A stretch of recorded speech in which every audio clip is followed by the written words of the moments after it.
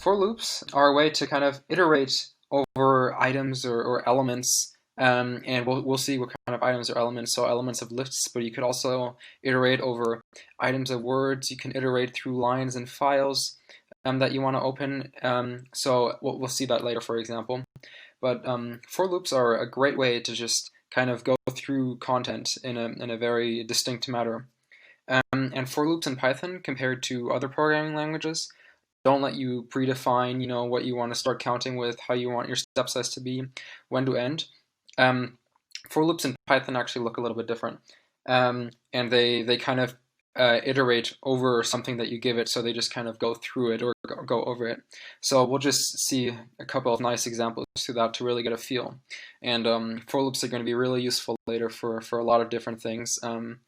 Yeah, for loops are kind of one of the main components that you're going to be using. So we'll just go through a lot of nice examples, and then we can really see, what exactly we can do with for loops. So the first thing that we're going to do is we're just going to create a variable called word, and we're just going to assign it the value hello. And so we've just created the string hello, and we stored it in the variable word. And so what we're going to do is we're just going to loop over this string here. So we're going to loop through the variable word, and the first thing that we're going to do is we're just going to print out the individual letters, just to kind of get a feel of what exactly the for loop does. So for example, to indicate that I want to start the for loop, I'm going to type in the keyword for, and then I'm going to give my variable. And now this variable doesn't have to be defined before. This is just the variable that I'm creating inside the loop that is going to loop over whatever I put next to it. So right now we're just going to call this variable w, and it doesn't really matter. You can really use anything as long as you don't use word, because that would kind of be conflicting. But we can use w, and then the next thing that you do is you write the keyword in. So for loops in Python are actually for in loops, and it will become very clear in a second why it's like that. But let's just finish writing this out, and then we can go through it in detail and really understand what's going on. So we're going to be looping through word, and then so just like everything else that we had before, just like defining functions. For example, we have our colon again afterwards. So we do for w in word. So what we're going to do is our w is just going to go through the variable word. So our w is going to kind of go through this, and it's going to be every character in the string. But again, we'll really practically in a second, and then we can go through it one more time to really understand what's going on. And so let's just print the value of w first, and then let's run the code once just to see what happens, and then let's really go through it and understand. So we run our code, and what we see here is we see HELLL. So hello printed out, but there's a new line between each of them. And that's just because the print function kind of puts a new line at the end of each print statement. So it's print, and then it prints whatever it's in here, and then it adds a new line. So that kind of explains why all the new lines are here. But yeah, so what just happened? Well, we've created a for in loop, and what we do is we create a variable w that we're going to use that iterates through this variable. So our variable after the for is going to be the variable that we create that's going to iterate. So this is going to have all of the kind of temporary values, and the variable after the in is going to be the variable that we want to iterate through. So I mean, we also don't need to put a variable here. We could also put, for example, just the string hello here. That would also work.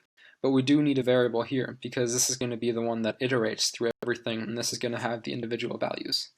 But yeah, let's just take out hello again and put in the variable word like you had before. So what happens? Well, we do for w in word. So w is going to start, and it's going to be the first character here, h.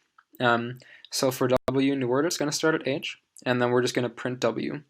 And now that this part of the function has completed, this part of the loop has completed, the next thing that it's going to do is it's going to take on the value e. So it had the value h, and now we've run our loop once, and now the next thing it's going to do is going to take on the value e. So we print h, then we start the loop over, and now it's going to take the second value e, and so we print e as we see here, and then the loop finishes, and then we get the value L, and we print the value L, and then the loop finishes, and then W takes on the next value L, and then we print the value L again here. Loop finishes, and then W takes on the last value O, and then we print that. And then the variable word is complete, so there are no more values for W to take on, and so we exit our loop. And you can also see kind of that we have the standard indentation here, So after a colon, we just want to indicate that everything that's going to be part of this loop is going to be indented here. And so yeah, once again, we'll just go through the structure. To indicate that we want to start a for loop, we just type the keyword for. Then we create our iterating variable, and this is going to have all of the temporary values. And it's going to iterate through the variable word, and then the colon indicates that we want to start the loop, and then everything indented after this colon is going to be inside of this for loop. So let's maybe expand this a little bit, just to kind of see what happens. So let's, in addition to having our for loop, let's put an if statement in here. Let's say if our W iterator has the value E, let's print something. So if W is equal to the character E, so remember, our single equal is assignment, and our double equal checks for equality, and the if statement will execute if whatever is in here is true. So if this is the case, and then we put our colon to indicate that we want to start the if statement, and then we're going to be indented inside the if statement, which means everything that's going to be indented below is going to be part of the if statement. So if our temporary value of W is equal to the character E, let's print, and let's just print the sentence, "What a funny letter." So what's going to happen? Well, we're going to go through each character in hello, character by character, and when W has the value E, in addition to printing the value E, afterwards we're going to print "What a funny letter." So let's just kind of see this in action. So again, let's go through this. So for W in Word, well, the first value of W is H, so we go through and we print H. If H is equal to E, it's not, so we don't execute this. Okay, we finish our loop. Now we take on the next value, E, print E. If E is equal to E, yeah, it is. Okay, so now we also print "What a funny letter." And then we finish our loop, and then our W takes on the value L, and it prints it, but it doesn't go in here because L is not equal to E. And then it does that again for L, and then again for O. So let's kind of expand this one more time, and let's try to get out every single character in this string or in this word. So what we're going to do is we're going to create a list, and we're going to call it letters, and we're just going to create an empty list. So the empty list is just open and close square brackets, and it's assigned to the variable letters. And what we're going to do at the very end of each loop is we're going to append our letter, or our temporary value, so our character, to the variable letters. So let's just kind of see this in action. Letters dot append W. So we remember from lists earlier that we can kind of add values to them. So this is kind of the structure that we're using here. But let's just run the code, and then maybe at the end what we should do is we should actually print out our list of letters, and then we'll go through it in detail and really see what happens. So we've created our variable word, which has a string hello. We've created our variable letters, which is an empty list, and now we're going to loop through it. So we're going to start for W in Word. So W is going to take on the values H, E, L, L, and O consecutively. So each loop is going to have one of these values, and so we're going to print W. So it's going to be H is the first value. if w is equal to e, so h is not equal to e, we're not going to do anything here. But because we're no longer indented, but we are still indented in the for loop, we're going to append or add the value of this variable to the end of our list. So that's what the append does, if we remember. So we're just going to add the value of the variable w, which in the first instance is h, to our list. So now our list, after the first loop, our list kind of looks like this. So that's how our list looks like right now. Now we go through it again, and now w is going to take on the value e. We're going to print the value of w, which is e. Then we're going to check, is w equal to e? Well, w is equal to e, so we're going to also print what a funny letter. And now what we're going to do is we're going to add the value of the variable w to the end of our list, to the end of our letters list. So now our list is going to look like this, e. And now we're going to go through the for loop again, and we're going to take the value L. We're going to print L. We're going to check if it's equal to e. It's not. So we're not going to do this. But we're going to add the letter L to the end of our list. So now our list looks like this. And now we go through it again, and w takes on the second L. We print L, check if L is equal to e. It's not. And now we once again add L to the back of our list. And now we go through it again, and w takes on the value O. We print O. We check as O is equal to E. We don't, it's not, so we don't do anything. And now we add O to the end of our list. And so this is how our list looks like now. And since we reached the end of word, we're not going to be looping through it anymore. So we've reached the last letter, and after that we're done. So this loop stops. And now we print our list. And so as you see here, we print each single character, H, E, L, L, O. Hello. So each single character in the word hello. Okay, cool. So this is something that we can do, which is just pretty nice. The comment that I added here, so this doesn't get executed if I put the pound symbol here. This is really just kind of to help you follow along and stuff and to explain. But yeah, these are just comments. And I can leave these in, and maybe I'll just leave that in so that we remember for later. So the next thing we can do maybe is so we can not only loop over strings, for example, we can also loop through lists. So let's loop over the letters list that we've just created through this loop. So you remember we start off with an empty list here, and after this for loop here, our letters variable actually has the following values in it: H, E, L, L, and O, or it has the following elements. And so what we can also do is, instead of just looping over the string and containing the variable word, we can also loop over the list. So let's do the same thing for letter. And this is going to be the name of our temporary variable in letters. Actually, let me change this here. So we're just going to call this L, so to kind of avoid confusion.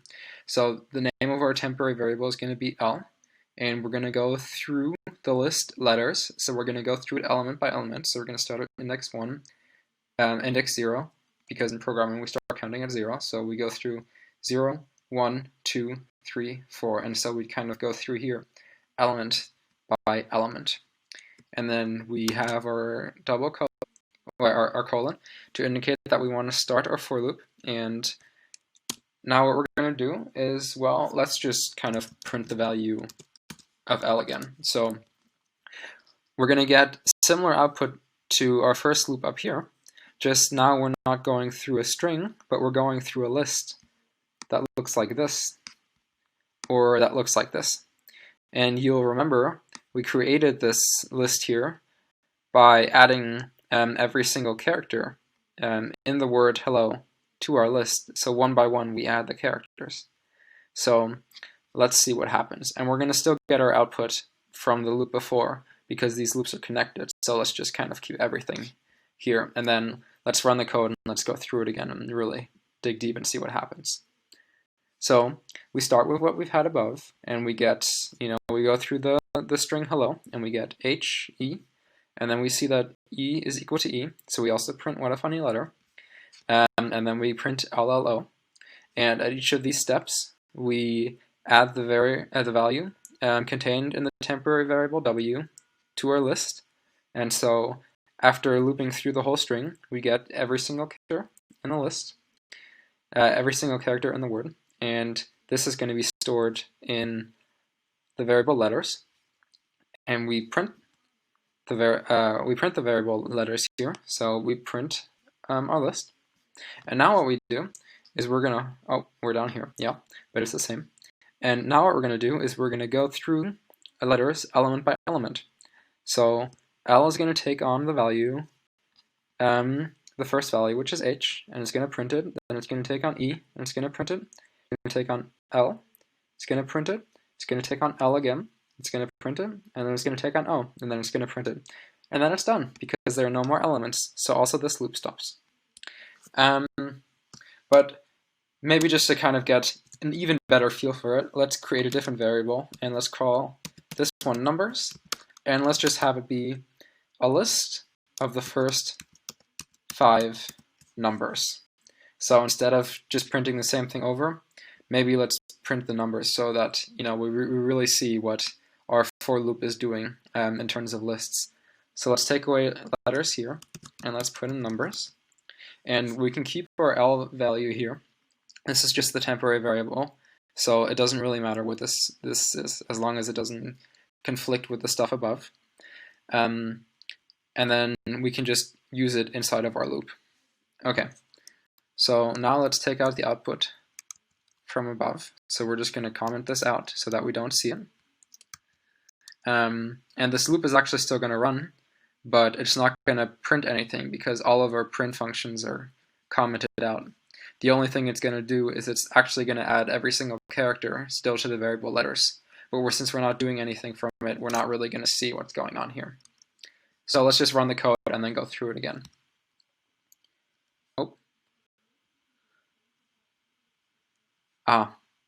Yeah, so because we still have our if statement, and we didn't actually put anything inside the if statement, we're getting an error, and that's because the if statement with a colon here means that it's expecting an if statement, so it has to have at least something in here, or else it gets confused because we're telling it, well, there's an if statement, but we don't do anything.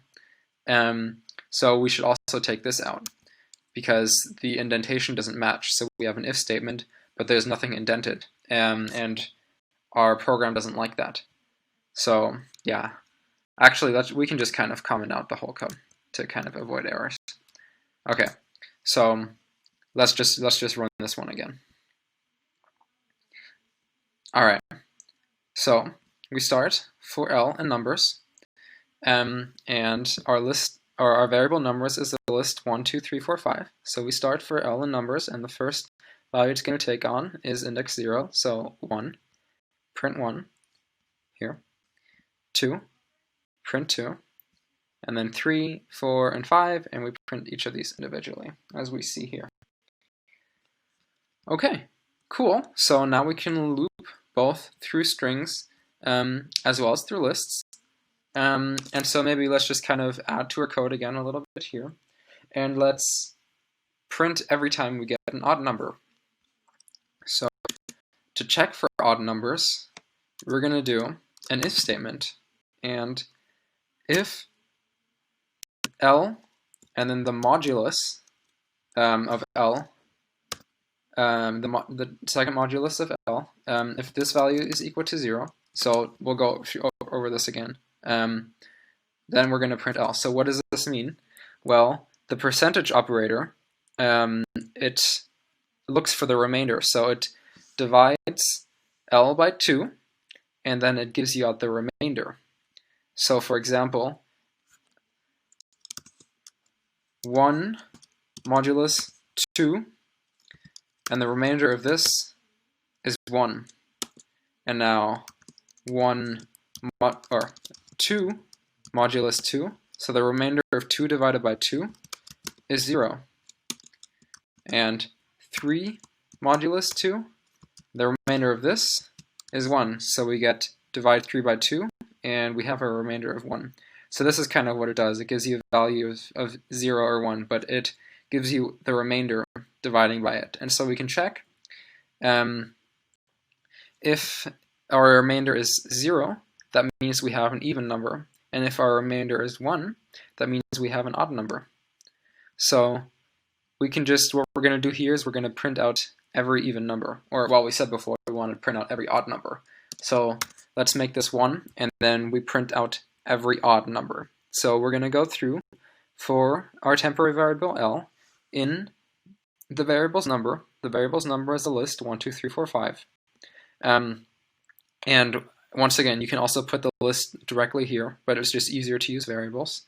So for L in the list number, so value by value, if L is an odd number, so if the modulus the modulus 2 of L is equal to 1, so if the remainder of dividing the temporary variable L by 2 is 1, then we're going to print out the value of the temporary variable L. So let's run this and then go through it again. So we've created our numbers variable with the list 1, 2, 3, 4, 5. Now we go for L in numbers, so L takes on the value 1. If 1 modulus 2 is 1, so the remainder of dividing 1 by 2 is 1. So 1 is an odd number, we print 1. Then we go through and we start our loop again, and we take on the value 2 with L. Now if the modulus or the remainder of dividing 2 by 2 is 1, well, it's not. If we divide by 2 by 2, we have a remainder of 0.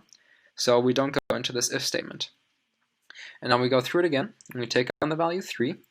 Now the remainder of dividing 3 by 2 is 1. And so we print out the value of L, which is 1. And now, once again, we go through it again, and we take the value on 4 now. And if 4 divided by 2 has a remainder, which it doesn't, so dividing 4 by 2, so we can fit 2 in twice perfectly into 4, so we have a remainder of 0, so we don't execute this if statement. And now we go through it again, and our L takes on the variable 5, and now we check if 5 divided by 2, if the remainder is 1. So 5 divided by 2, well, 2 fits in 2.5 times, so our remainder is 1. So we're going to print out the value 5 again, which we see here. Okay, cool. So now we've learned how to loop through strings. We've learned how to loop through lists. What if we want to create our own kind of range of numbers? How would we do that? Well, that's also one of the really cool things that you can do, is you can create, or you can kind of go through a series of numbers using something called the range function. And let's just kind of write down a loop for that, and then let's really go through it in detail and understand what happens. So we'll comment this out here too.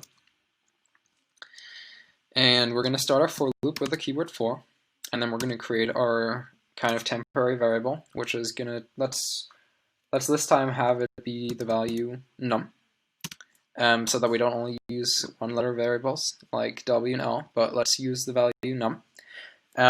So for num in, and now we're going to use the range function, and I'll really show you what the range function does. So to use the range function, you type in range, and you see it changes color, so that means it's something special. And the first thing we're going to do is we're just going to put in the number 10, and then we're going to have a colon to indicate that we want to start our for loop. So what does the range function do?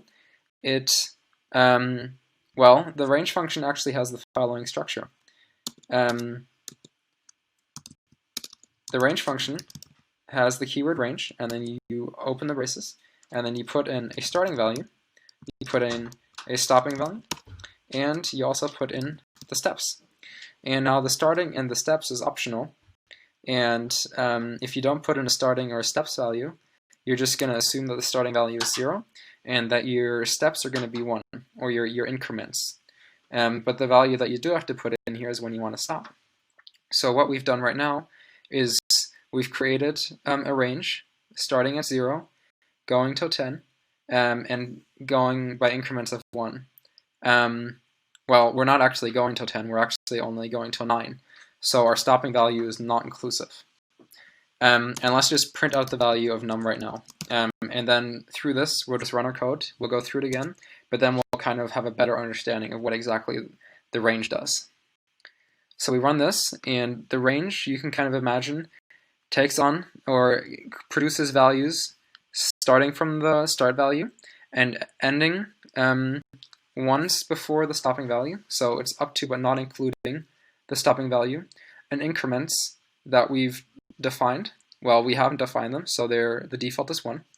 So we create values between 0 and 10, but not including 10. So we create the values 0, 1, 2, 3, 4, 5, 6, 7, 8, 9.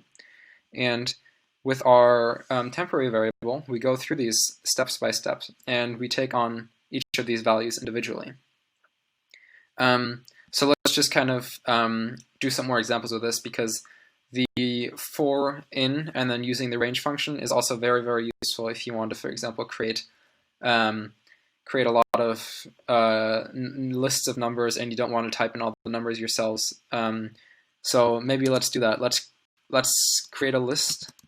So we're going to define a new variable, numbers, and since we've commented out before, it doesn't really matter. And we're going to just make it be an empty list. So we're going to assign the variable numbers a value of an empty list. So numbers is an empty list. And what we're going to do is to our variable numbers, we're just going to append the value of num, of our temporary variable. And then at the end, let's just print our variable numbers.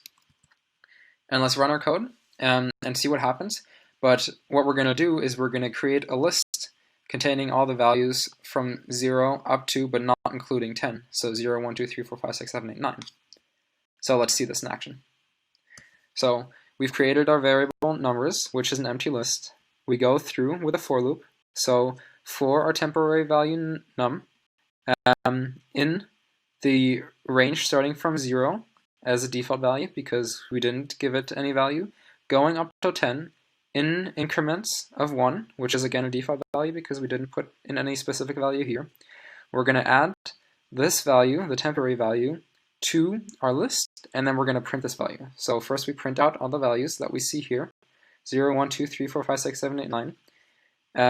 And since we're not printing any of this, we're not seeing any of this, but at the very end, we print the value of the variable's number, and we've created a list that contains all the values between 0 and 10, but not including 10. So this, for example, is a really easy way to make a list of a lot of numbers. So for example, you can still type in all the values 0, 1, 2, 3, 4, 5, 6, 7, 8, 9, 10 in a list if you want to create it yourself. But maybe this would be a bit more complicated with 100. So let's say we do it with 100. Well, this is a really fast way to add the values 0 through 99 to a list without having to type it in yourself. So let's run this and see. So it's the same principle as above, but now we've added all the values between 0 and all the way up to 99 into our list. Yeah, so this is kind of a really great way to create a very large list of numbers. Yeah, but let's get that off the screen again. That looks kind of messy. Okay, so let's maybe play a little bit around with this a bit more. So let's create a list that contains all the odd numbers. So we're going to start now at 1. We're going to stop at 10. So we're going to take all the odd numbers between 1 and up to, but not including 10. And for it to be odd numbers, we're only going to take every second number. So that's because 1, 3, 5, 7, and 9, those are all odd, and those are all, there's always one number in between them, so we have to increment in steps of 2. So let's just run the code, and then let's see what happens. So we loop through it again. So for our temporary variable num, in the range from 1 to 10 in increments of 2, so we start at 1, and we append the value of our temporary variable, which is 1 right now. So let's just write out what the number value is right now. So we start off at 1. We append 1 to the variable numbers, and then we print numbers. So we print 1. And then we go through it again, and now we increment in steps of 2. So 1 plus 2, and so our next value is going to be 3. So we append 3 again to our variable numbers. So right now we have 1 and 3, and we print it out. So we've printed out 3, and now we go through it again. Now for num in range, so we're still not at 10. So we increment again by 2. So our next value is going to be 5. And so we add 5 to our list, and then we print out 5. And then we increment by 2 again, and we have the value 7, and we add value the 7 to the end of our list, and we print out 7. And then we add 2 again, and we add 9 to the end of our list, and we print out 9. And now we've kind of reached the cap. We're up to but not including 10. So now our loop stops. And now we print out the values inside the variable numbers. So we print out the list that the variable numbers contains, which is all the odd numbers between 1 and 10. Okay, or up to but not including 10. So if we, for example, put 11 here, we're not going to have 11 in here because it's going to be up to but not including 11, as we see here. But now, if we put in 12, we are going to have 11 in here because it's up to but not including 12. So 11 is still up to but not including 12. Yeah, so we get 11 in here. So these are kind of just important things to kind of keep in mind, that the range is up to but not including. You know, these are just kind of little things that you may want to keep in mind. Yeah, so we don't only have to use positive numbers here, we can also do negative, for example. So we can go from -1 to -12 in steps of -2. So now instead of going from 1 to 12 in steps of 2, we're going to go from -1 to -12 in steps of -2. So let's run this, and you'll notice it looks very similar to before.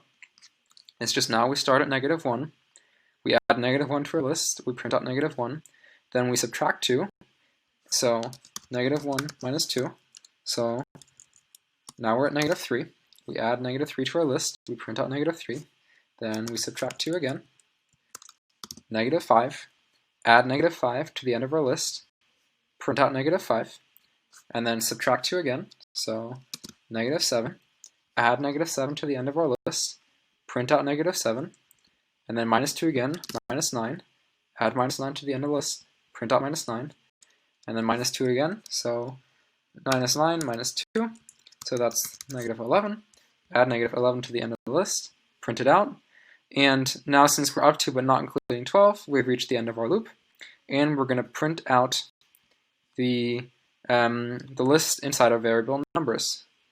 So again, for example, if I make this -13, we're not going to have 13 here in the end of our list because it's up to but not including. So let's just see that. Yeah, so remember, it's always up to but not including the stopping value. Okay, so you can also play around a lot with this. You know, you can change the step size. It doesn't have to be 1 or 2. It can also be, you know, -3. You can do the same thing. And now we start at -1, and we go in increments of -3. So -1, add that to the end of the list, print out -1, and now our step size is -3, so we subtract 3. And so -1 minus 3 is -4. Add -4 to the end of our list, print it out, and then our next value is going to be -4 minus 3. So -7. Add that to the end of the list, print it out, subtract 3 from the value again, -10. Add -10 to the end of the list, print it out, and now if we minus 3 this again, we'd be at -13, but since it's up to but not including, -13, we're not in the loop anymore, and so we print out our variable numbers, which contains the list here. Now, you have to make sure that the starting and stopping and the steps kind of make sense. So for example, if I put in a positive number here, it's not going to make a lot of sense because we want to create a range between -1 and -13 in steps of 3, but that range doesn't exist. That range is going to be 0. And so if we run, we're not going to get any values because this doesn't produce any values. But for example, if we take out the negative value here, then we can once again create a range between -1 and 13 in increments of 3.